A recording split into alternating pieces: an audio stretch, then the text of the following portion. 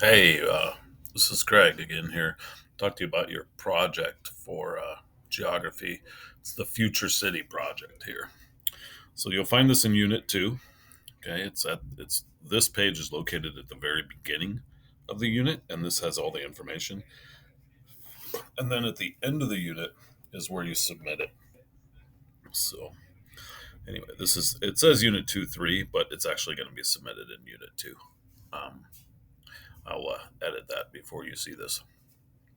So, urban or city planners try to figure out what's the best way to use land in cities and neighborhoods. They decide where to build houses, stores, parks, schools, and roads. To do their job successfully, they need to balance many things.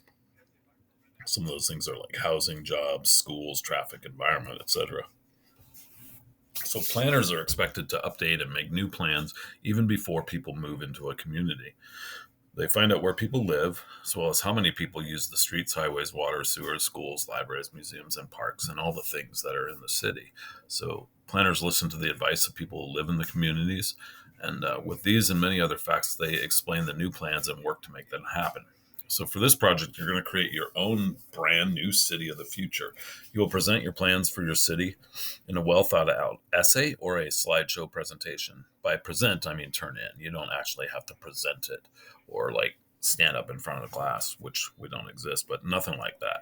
You don't have to make a video. I mean, you can if you want, but here's the requirements for each option. For option number one, the paper, it needs to be at least 5 paragraphs where you explain your future city in great detail. Your paper needs to include the following: an introduction or an introductory paragraph. It's worth 10 points. The body paragraph, and you must have a minimum of 3 body paragraphs. Probably be easier to have more of them, to be honest. You could have 1 paragraph for each one of these things, or you could just kind of mix them in them. But it's worth 60 points total. You're going to have the city name and year. You're going to have to talk about housing, transportation, jobs and schools, parks and museums, garbage, sewer, and recycling, and then any other potential issues that you think might come up. So you should choose about 2 or 3, including like new technology, what are you going to do when it grows, or even take over another city. This is the future, right? And then you should have some kind of summary uh, explaining how you felt about that part of the project. So that's all part of your body paragraph. And in your conclusion, you're going to restate this stuff. So actually, I think you should probably slide your summary into your conclusion, and that'd be okay too. You need to have a list of sources or citations, and that's going to be um, at least 3 of those in MLA or APA format.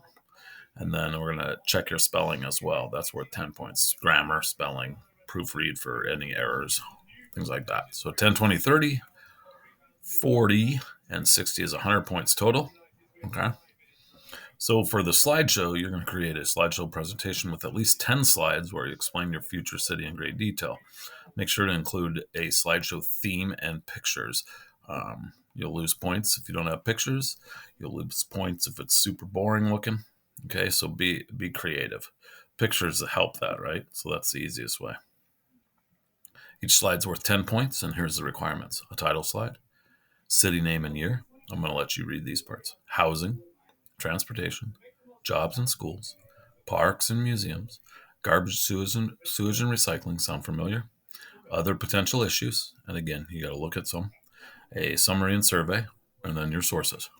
All right.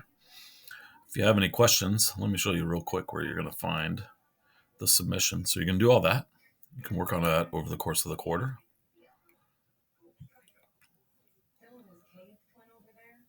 Then at the end, you will turn it in. Right. So here's the Future City project. What I just showed you. Go down to the very bottom. Oh, I tricked you. Actually, going to turn it in at the end of Unit 3. So there it is, right there. That's why it's 2 and 3. Just kidding. So for this class, on or around the 1st of December, it's due. Those dates are going to change a little bit because we're going to, anyway, you have a dead week at the end, which aren't accounted into those dates. I have to move those yet. But so, yes, at the end of Unit 3, not the end of Unit 2. Okay, remember that. This project starts in Unit 2 and ends in Unit 3. All right? If you have any questions, as always, reach out. We'll talk to you soon.